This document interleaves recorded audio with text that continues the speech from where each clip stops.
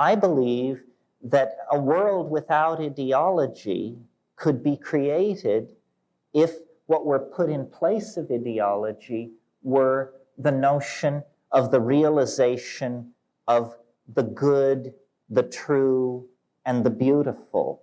You know, the three-tiered canon of the Platonic aesthetic, reconnect the notion of the good, the true, and the beautiful. Then use psychedelics to empower the artists to go into this vast dimension that surrounds human history on all sides to an infinite depth, and return from that world with the transcendental images that can lift us to a new cultural level. The muse is there.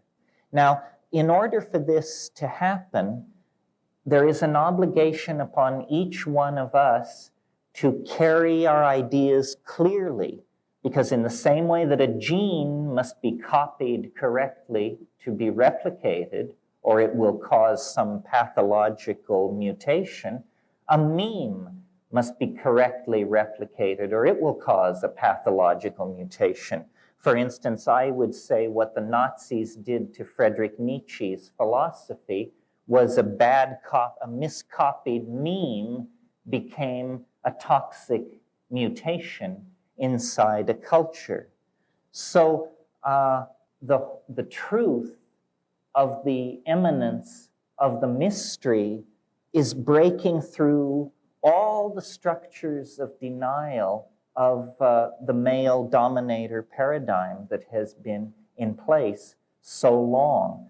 The way to make this birth process smooth, the way to bring it to a conclusion that will not betray the thousands and thousands of generations of people who suffered birth and disease and migration and starvation and lonely death so that we could sit here this evening.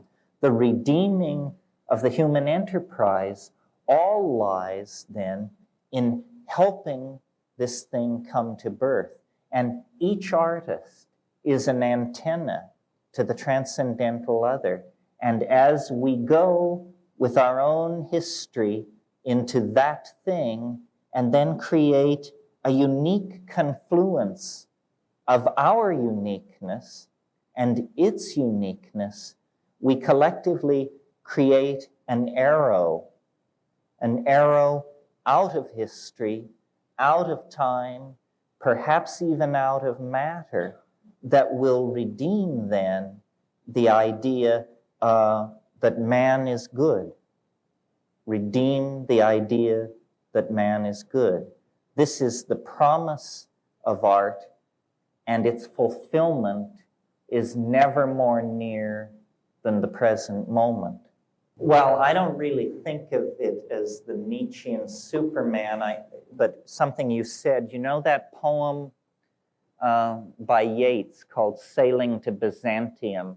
And there's this wonderful phrase in there, I'm not sure I can quote it perfectly, but it goes something like this: once out of nature, I would be a thing of gold and gold enameling.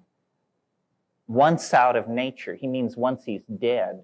Once out of nature, I would be a thing of gold and gold enameling. And then he says something about a nightingale set to sing for the lords and ladies of Byzantium, of what has been and what will be. But what it is, you see, is the image of the condensation of a quasi-mechanical object, the soul as object, as objectification. I think that, yes, the Nietzschean Superman, that whole thing was tried by the Nazis, and they realized it in its full expression, and it was nightmarish. What I'm proposing is more, there's no man in it. It's the concrescence of the collective soul of humanity. that somehow I see history as an alchemical task and process, and the artist as artificer. It is the task of the artist to complete this alchemical concrescence. And it's a kind of irrational thing. It is irrational. It's that mind and matter are approaching each other on a trajectory that will bring them together with no damage to the quintessential nature of each. And we can't imagine that, because for us things are mind or matter. We can't conceive of a coincidentia oppositorum. And yet it's that which we must hold in our mind if we want to see truth. I mean, even in quantum physics, they teach you that the universe is composed of what they call islands of Boolean algebra embedded in an ocean of ordinary algebra. What they mean is they're having their archaic and eating it too. They're trying to say that it's both and. And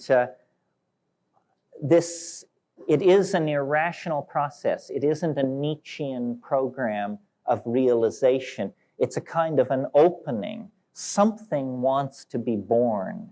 The promptings of our religions, with all the irrational and hysterical trappings that attend them, nevertheless have a core perception that there is, between man and nature, a kind of compact.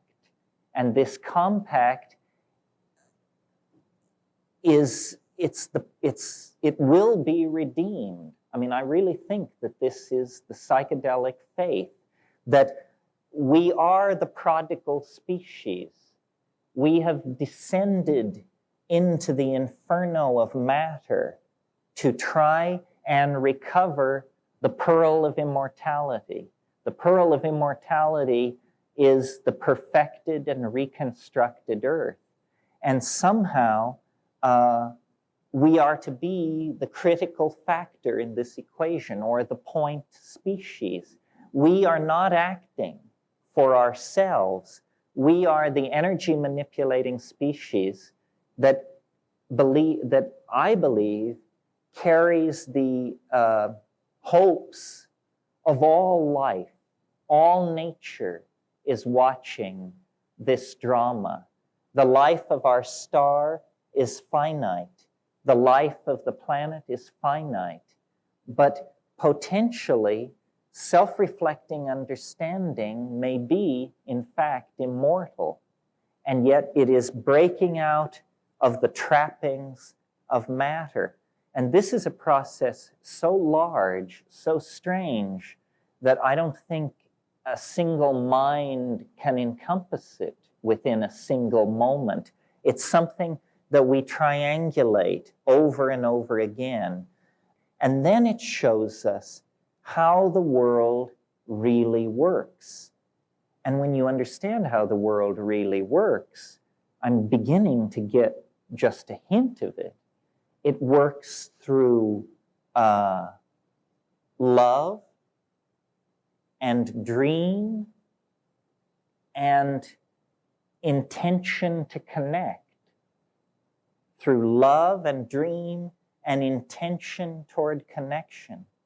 And these are ultimately irrational values, and they ultimately must be irrationally embraced, because the momentum toward a rational conclusion is tremendous, but unfortunately completely fatal. And this is the invitation that the artist has always extended toward a radical break with the momentum of rationalism. It's simply that now, in this moment of tremendous crisis, when the artist is at last called upon to perform, and there must be no stitches dropped, because this dance is the dance of transformation of the planet itself. This is the moment of empowering. This is what all the shamanism of the past built toward, this final magical invocation. James Joyce said, man will be dirigible. That's simply a way of saying that we will find a way to make our dreams and the dreams of the planet and the life it carries one dream. And the way to do it is to reconnect up to the Gaian mind through the channels of communication that were always there, but that have not been really taken up since the late Neolithic. It's time for us to call home, and you know how to do it.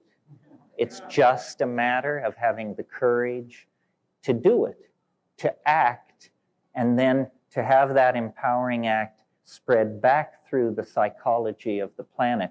I am very optimistic. I think we are awakening to a new day from a long, long night of the soul, but it must be done collectively, gently, lovingly, and with a complete faith that we are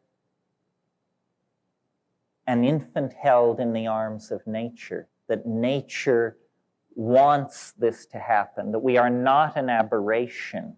We are granted peculiar, but we are not an aberration. We are a necessary oddness to the completion of the whole. And this is our glory, and this is why we've been graced with self-reflection. And we can redeem that tremendous empowerment by going forward in love and faith to save the world through art and the pursuit of meaning.